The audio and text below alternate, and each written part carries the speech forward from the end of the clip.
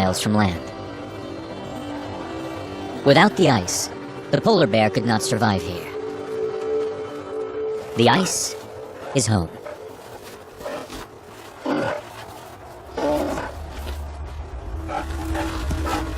With a solid surface beneath them and a strong sense of smell, polar bears have a great advantage over prey that sooner or later must come up to breathe. It's the ice that lets them close in on their quarry. Attacking from above, they smash through to get to seals hiding below.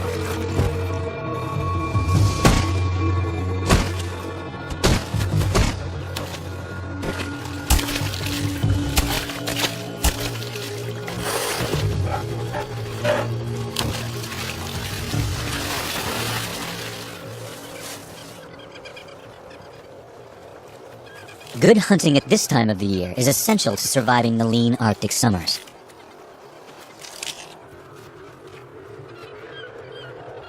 All animals that live here rely in some way on ice. It's not just the polar bear.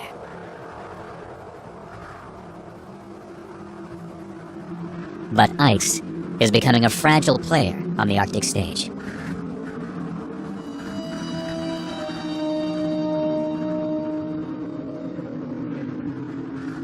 This is one of the fastest warming regions on Earth, and it's melting at a breathtaking rate.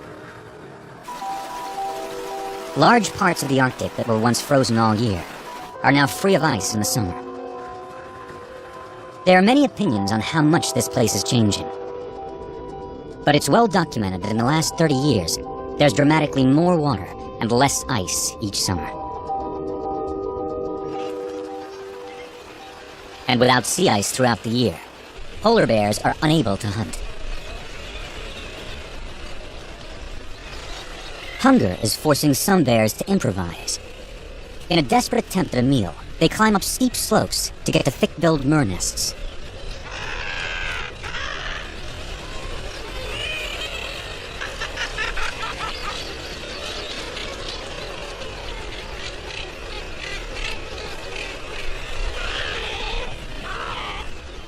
It takes a lot of energy to reach these birds, and often there is no reward.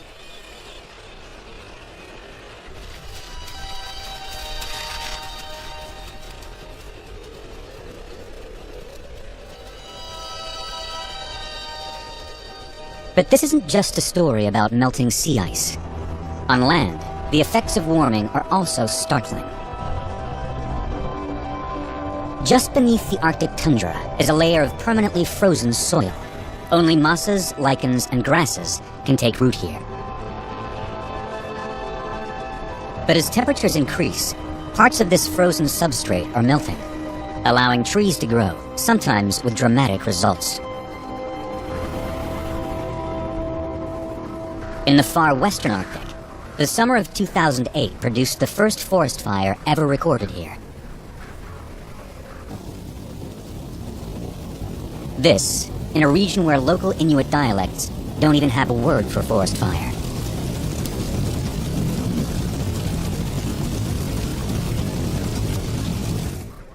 In September 2012, Arctic summer ice cover reached a record low.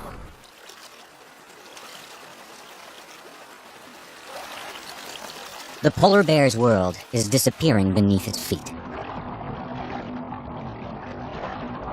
And as it does, stories are emerging of the most powerful marine mammal on the planet taking advantage. For thousands of years, the sea ice has kept this predator out of the Arctic. Their immense dorsal fins can't break through the ice. But increasingly, there is no such barrier. And this is no ordinary predator. Armed with the second largest brain of all ocean mammals, and with the ability to learn from one another, killer whales, also known as orcas, are remarkably intelligent and social hunters. The Inuit were the first to witness their arrival into Arctic waters. Sam Amick and Gameli Kalukashak can testify to the changing scene. There are more killer whales now. In the past, we would see them maybe once in the summer. Now we see many more than that.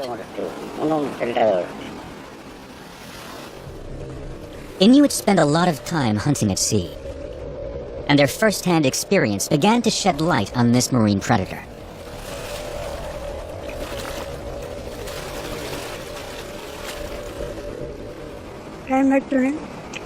We know they eat seals and narwhal.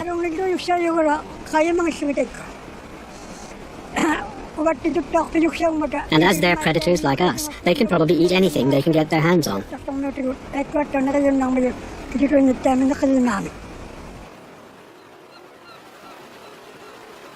For Inuit who live here, the summer Arctic has always been home to a natural bounty that may now also be on the killer whales menu. The narwhal. Narwhals spend all their lives in the Arctic, navigating shifting ice packs and channels both winter and summer.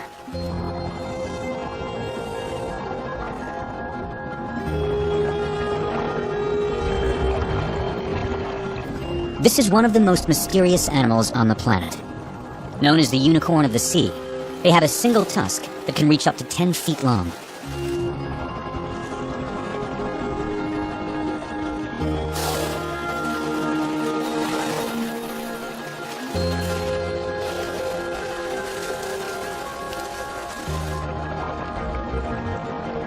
Until recently, narwhal have faced polar bears and human hunters.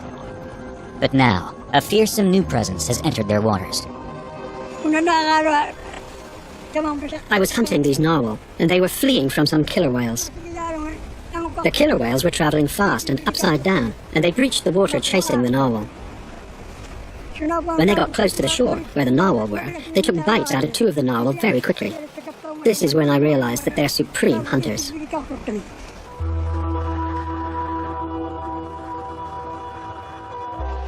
A report released in 2012 was the first to detail the recent arrival of killer whales, predators that were formerly unknown so far north in Canadian waters.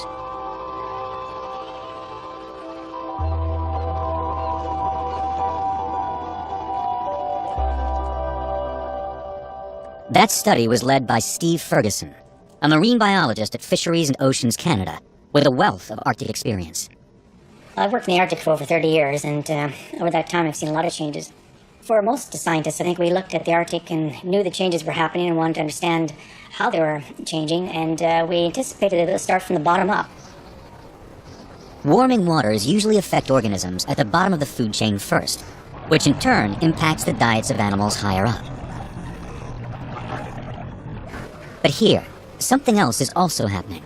Changes are underway at the very top of the food chain, as access to Arctic waters opens up.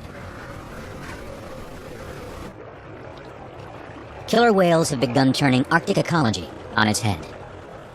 We recognized the killer whale as that top predator that all of a sudden was making these huge changes in the Canadian Arctic. And it was something we didn't really think about at the start, but there it was, staring us in the face. Steve's team became interested in the first-hand reports of killer whale sightings that were starting to reach them back in 2007. Since then, they've interviewed more than 100 Inuit hunters in over 10 communities and have opened up a goldmine of information. Charlie Inurak has been living in this part of the Arctic all his life, and he's one of the region's best hunters. Last year, we headed out on a hunting trip to get some narwhal. We were sitting at camp, and soon large numbers of narwhal began to arrive close to shore. Soon after, we saw a pod of killer whales. There were 6 or 7 of them.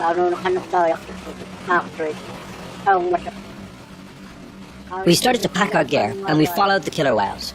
We knew we would catch narwhal if we followed them. Narwhal have always been key to the survival of the Inuit. Their skin contains large amounts of vitamin C, essential to the human diet. For the last few summers, Charlie has seen tantalizing evidence that killer whales are also hunting and eating narwhal. And this was backed up in the summer of 2013, when Charlie's son managed to grab this footage of killer whales in action. By the time we got to where the narwhal were, the killer whales had already killed some.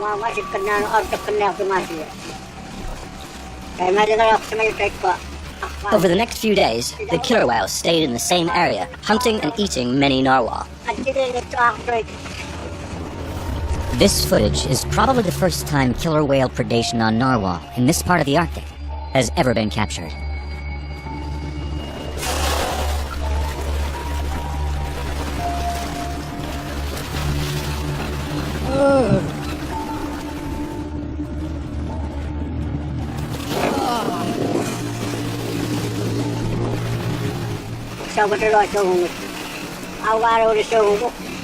What we saw was the bigger killer whales eating the floating blubber. The rest of the killer whales were eating the narwhal from underwater. Even after the killer whales were full, they continued to hunt and kill narwhal.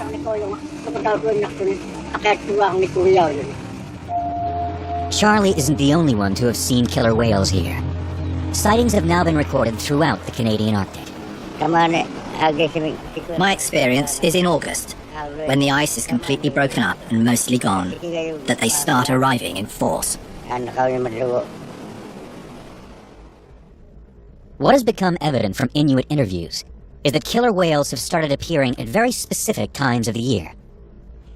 The summer here is all sightings of killer whales in the Canadian Arctic, and we have a really obvious pattern here where there's very few killer whale observations during the winter, but they start to arrive in the spring, June, July, August, peaking in the sightings, and then after that they start to decline in sightings in this pattern that relates to the sea ice. So we have the loss of the sea ice in the spring brings the killer whales in, and this is the time of the year when they're playing around in the Canadian Arctic. Several pods of killer whales are traveling into the Canadian Arctic in the summer, from points deep in the North Atlantic.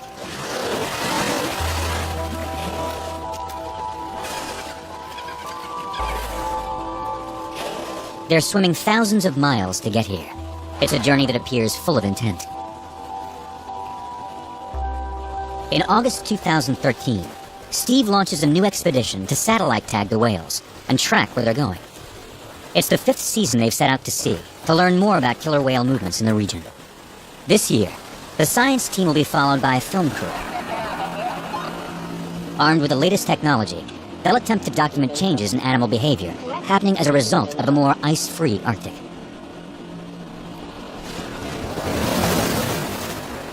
With some Inuit knowledge to draw on, but knowing that killer whale sightings are limited to a few weeks each summer, the team's task is formidable. There's sporadic sightings throughout a lot of communities throughout the Arctic, throughout the eastern side in particular, but it's quite a large area, so it's kind of like finding a needle in a haystack. The team is led by Corey Matthews. He is accompanied by Natalie Reinhardt, who is at the start of her PhD on killer whale predation. Very little is known about killer whales in the Arctic, and there are a few key questions that we hope to answer with our work. In particular, where killer whales are coming from and what they're feeding upon. So what I'm really interested in determining is whether killer whales are coming in and focusing exclusively on one prey type, or if they're preying on a wider variety of prey types.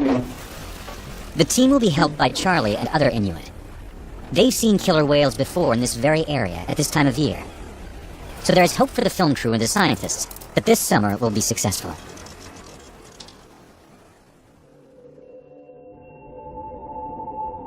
They start out from Pond Inlet on the northern coast of Baffin Island. They're heading west in the hope of being in the right place when the killer whales pass through.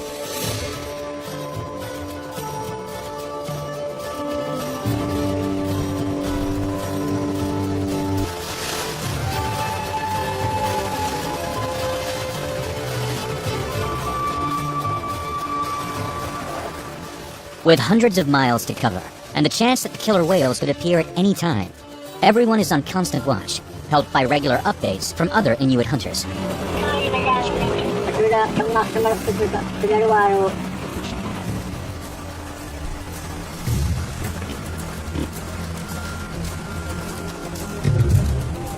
The team will use crossbows to dart the whales with satellite tags. If successful, these tags will enable the team to follow their every movement for about 3 months.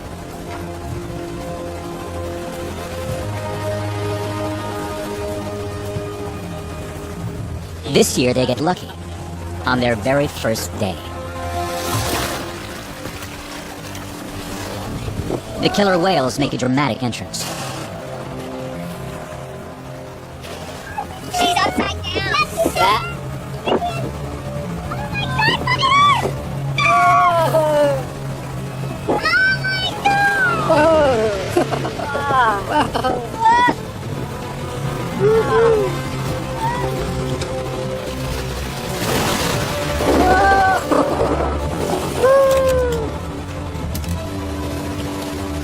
order to tag the fast-moving whales, they must get as close as possible.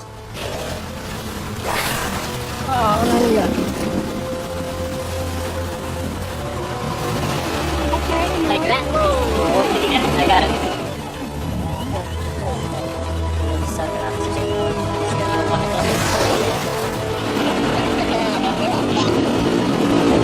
Beautiful. He's going to go behind us. Good shot!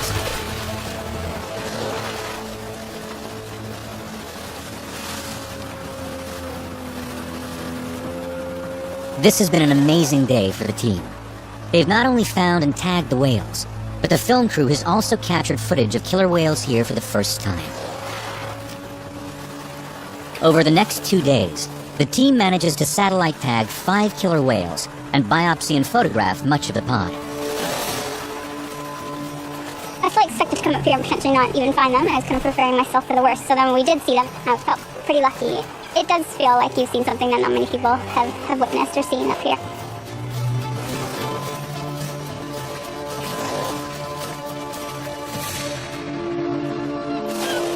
It's a remarkable achievement, and a great start to the research program.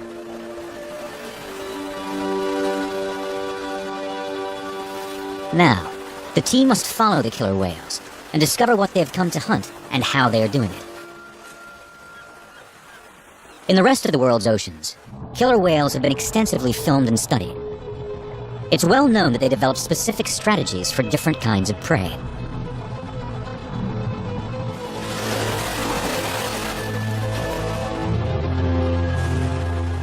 On the west coast of Canada, they follow the annual salmon run. In New Zealand, they deliberately sink to the bottom, taking rays with amazing precision to avoid being stung.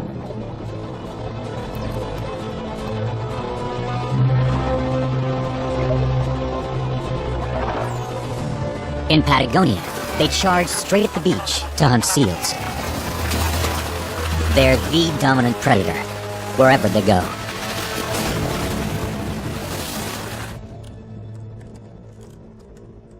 And for the first time, these mysterious new Arctic killer whales can be tracked. Almost immediately, the satellite tags reveal new information about what they're up to. So with the tagging, it looks like they've continued to stay together as a group. These 5 whales were tagged. The satellite locations are all showing them sticking close together, and this is something we weren't sure about as to whether the killer whales are going to group and disperse as small groups, come back together, but it looks like these guys are sticking really close together and staying as a group of maybe about 20 killer whales in total.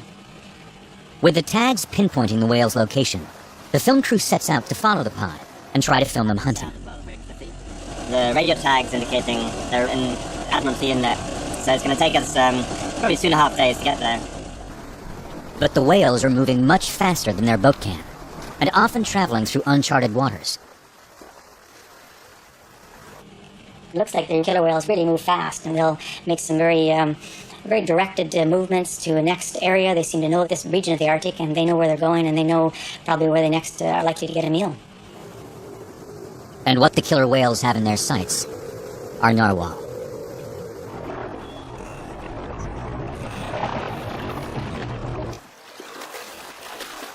Right now, the narwhal are on their way to the tranquil bays and inlets that form summer nurseries for more than half the global population of roughly 25 to 45,000 individuals.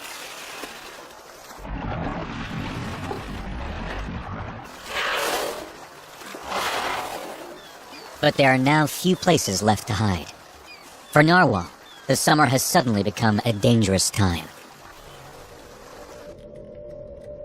Steve's keeping track of the tagged killer whales, and their movements suggest that they know where the narwhal are. Killer whales have moved all together as a group of 5 of them at fairly rapid speed again, probably in the range of 200 kilometers a day. And very quickly they get down into the next inlet, and from an aerial survey we found out that most of the narwhal were down near the bottom of this inlet. It's in these very inlets that the narwhal have always found security. These calm waters are their traditional summering grounds, where they bring their young, born just a few months ago. It's the final stop on their summer migration.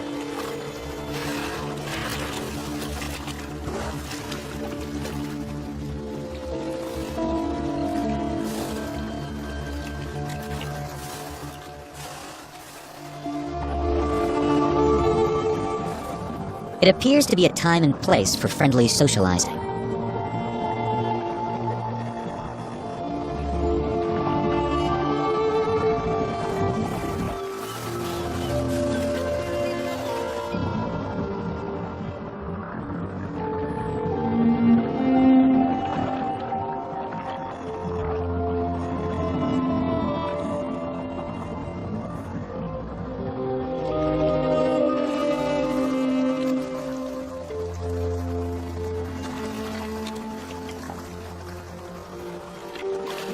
This gentle jousting is known as tusking. It's thought to be a way of communicating with each other and establishing hierarchy.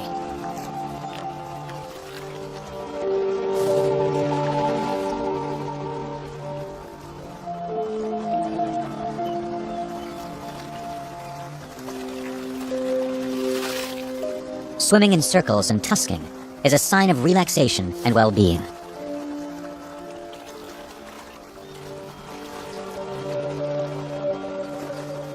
But how long will this peace last?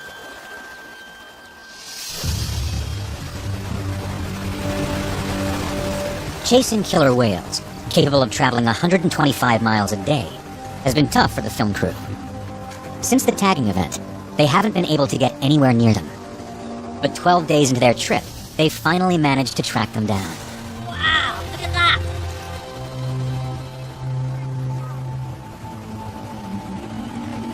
Got probably 10, 12 orca all the way around there, some of them from underneath it. It's quite an amazing sight. And as the satellite tags indicated, the killer whales are headed straight towards the narwhal nursery grounds. Still got them, still there. In the far distance, a large group of narwhal appear, swimming fast and close to the shore. And not far behind, the tagged killer whales, clearly in hunting mode. Steve is gripped by what he's seeing. The prey has to do something different. They're not going to outrace killer whales. The narwhal are hugging the shoreline, desperately doing all they can to get away from the killer whales. It's incredible how packed the narwhal's behavior is. It's may not be the best strategy, but I think it's when you're scared, you get close to your neighbor. It seems the narwhal's only recourse is safety in numbers. And I'm sure they're terrified. This is probably the most terrifying predator since Tyrannosaurus rex. The killer whale's movements are organized and coordinated. This is a ruthless hunting group, ready to strike.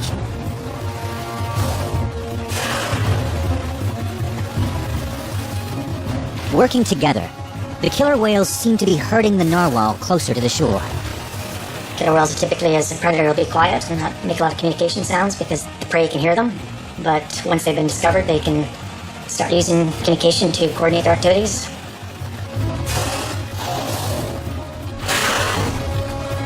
But it's what the hunting whales do next that comes as the biggest surprise.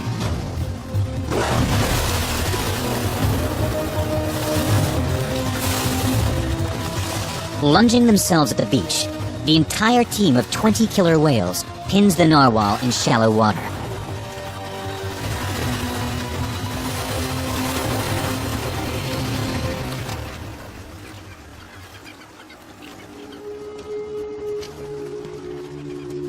The crew is stunned. The killer whales have turned a peaceful retreat into a dead end for an entire pod of narwhal.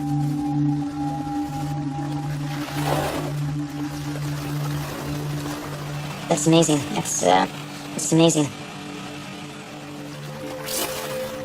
One lone narwhal tries to get away.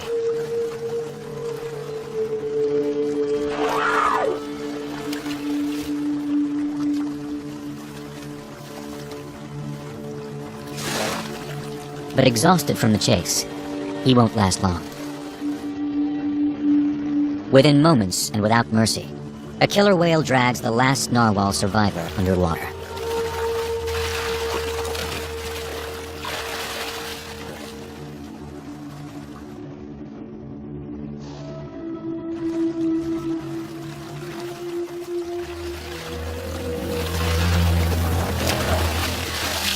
I don't recall records of Inuit stories of predation, that kind of lunging behavior. Haven't seen it now. I see it makes sense. Pretty amazing pictures. Seems like the larger male staying back a bit because of its size. It might actually create problems in shallow water. But they'll certainly participate in the feeding. Under the water, the killer whales are tearing the narwhal apart. The kill is shared among the entire pod. Young killer whales need the protein from the meat so they can grow, while older whales go for the fat to provide stores of energy.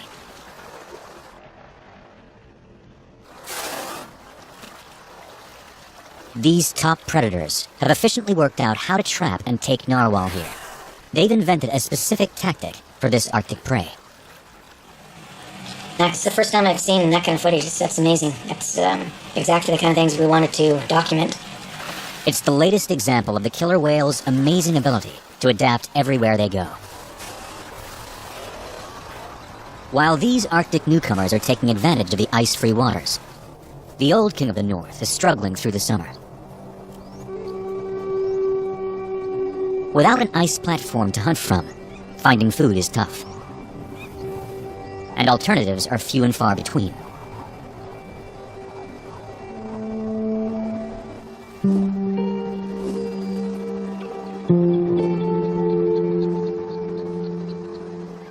To get through the lean times, some polar bears resort to eating seaweed.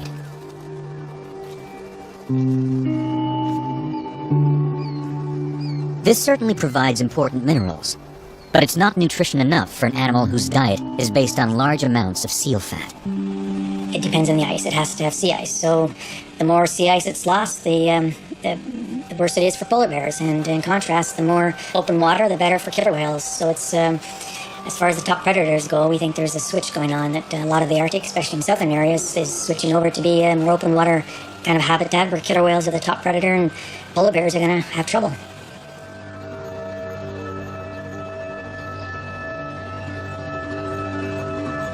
Is it possible for polar bears to adapt to such huge changes in their habitat? For killer whales, the open water simply provides more opportunity.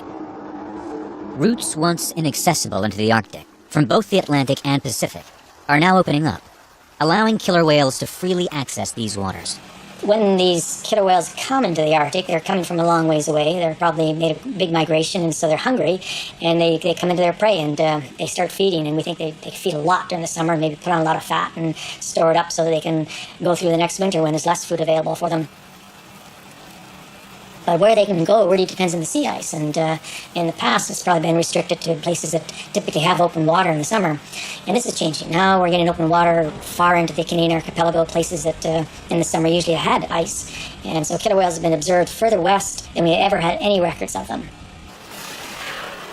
It's almost as if the eastern Canadian Arctic killer whales are expanding right on through, and this huge playground is now available for them to move around in during the summer months, and they're taking advantage of that. And with enormous areas to hunt in, killer whales are not just taking narwhal. They also have the fortune to encounter much larger prey. Bowhead whales, true Arctic giants. Twice the length of killer whales and outweighing them by 50 tons.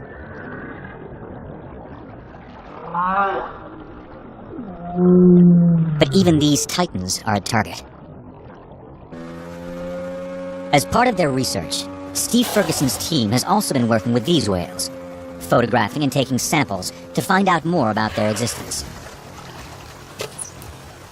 Biopsies provide information about where a whale that spends its entire life in the Arctic goes to find food.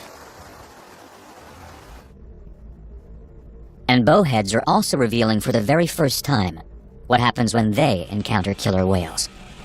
We had bowhead whales that were satellite tagged this past spring, the same year, and as it turned out, our killer whales ended up going down into an area that had almost all of the tagged bowhead whales, and so we were pretty interested in seeing the response.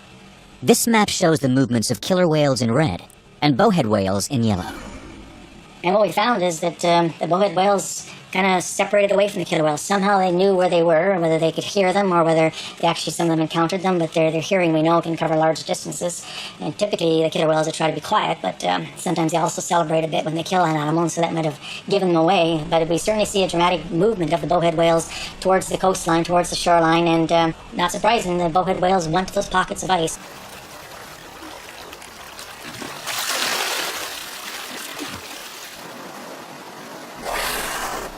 We know that killer whales avoid ice, and it seems the bowheads know it too. They hide in the sea ice, close to the shoreline. It's a good way to reduce the risk that killer whales will find them. But there is some compelling evidence showing how successful killer whales are at hunting these giants. When Natalie started her work, she was handed nearly 6,000 bowhead whale photos. Intriguingly, some had gruesome scars on their tails, which Natalie immediately recognized. The photos show the fluke of a bowhead whale, and the fluke has rake marks on it, which are teeth marks caused by killer whales. And we know them to be caused by killer whales because these marks have been observed on different prey species in different geographical areas. We've looked at museum specimens of killer whales and measured the space between their teeth and matched these to the rake marks on the bowhead whale flukes. The rake marks were extremely obvious, but these wounded bowheads are the ones who've survived killer whale attacks. We found very few calves and juveniles to be scarred with rake marks compared to older whales. So we think this might relate to killer whales might be more successful when they target calves. And killer whales use this technique the world over. Off California, they are expert hunters of gray whales. Working as a pack, they isolate the mother and close in on her calf. Killer whales are great hunters. I've heard stories of them hunting bowhead whales in packs. A couple of them hang onto the fins and the tail. The rest try to suffocate it by covering their blowhole, and they take turns doing that.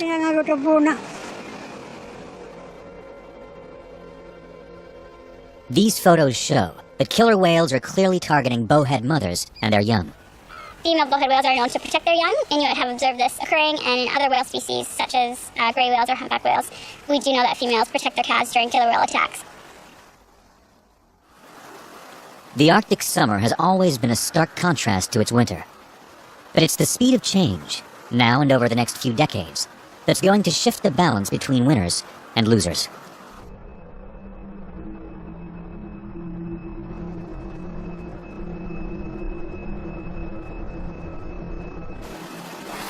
And it's not just killer whales who are benefiting.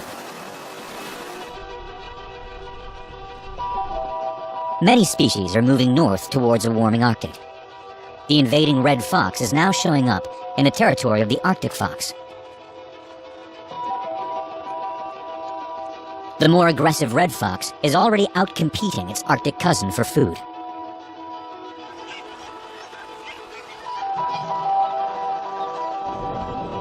On the face of it, the Arctic appears to be home to more species.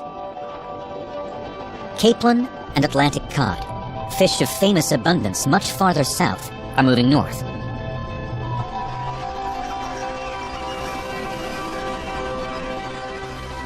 Ultimately, the ice-adapted species may simply lose out and be replaced by ones that are used to a warmer world.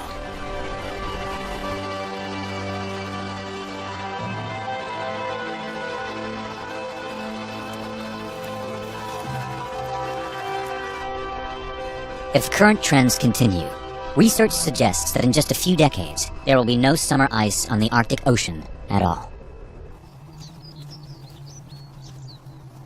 And so, what of polar bears? How can they survive this fundamental change?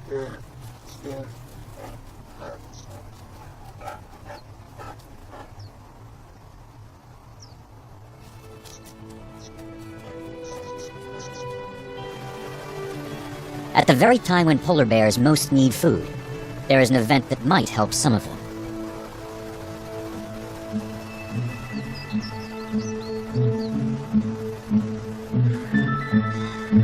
This is the George River in northern Quebec, home to one of the largest migrations in the Arctic, of salmon known as Arctic char.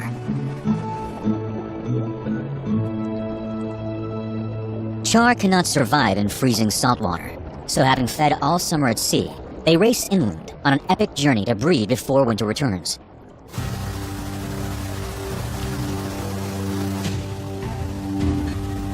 But first, they have some huge hurdles to get over.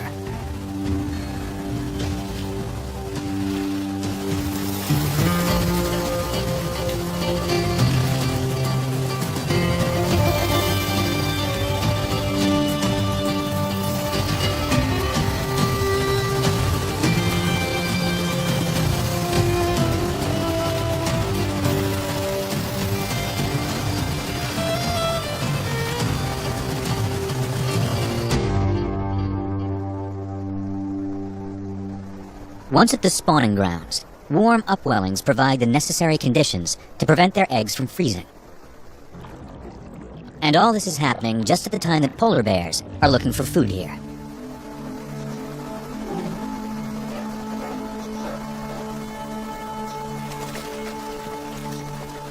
Their ability to find food as summer becomes longer is crucial to their survival.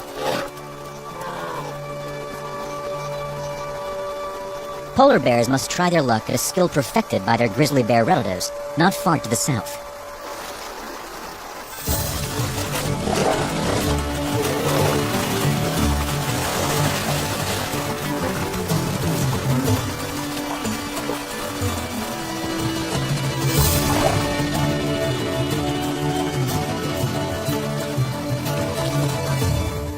This is very different from their usual ice hunting strategies, and they're going to need some practice.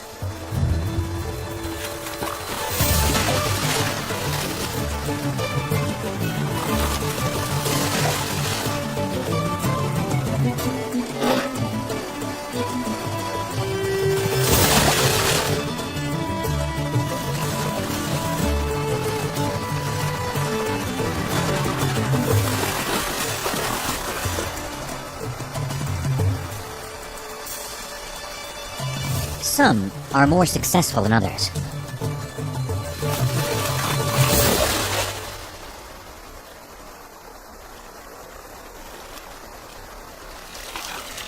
Polar bears feeding on char is rarely seen and has never been filmed before.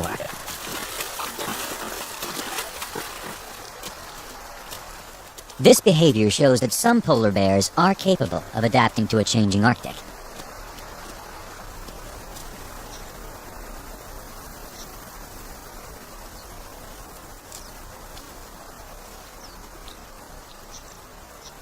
But how many of them can survive an ever-increasing ice-free season is an urgent question.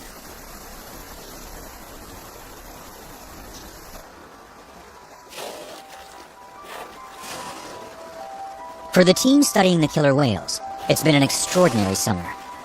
It turned out to be their most successful effort since the start of the tagging project 5 years ago. The killer whales traveled more than 2,500 miles in just 8 weeks, eating a huge amount as they went. This is not entirely what we expected to see, these changes occurring from the top down, that killer whales could be this dominant a predator that could actually result in the death of a lot of whales from southern populations. You know, this may be how the distribution will change, how narwhal and beluga will end up even further towards the poles. They're not necessarily going to move there. It's just that the ones in the south might be suffering predation by killer whales at the rates that they can't maintain as a population. As the ice retreats even further, the kingdom of narwhals and polar bears will have to retreat with it and slowly disappear.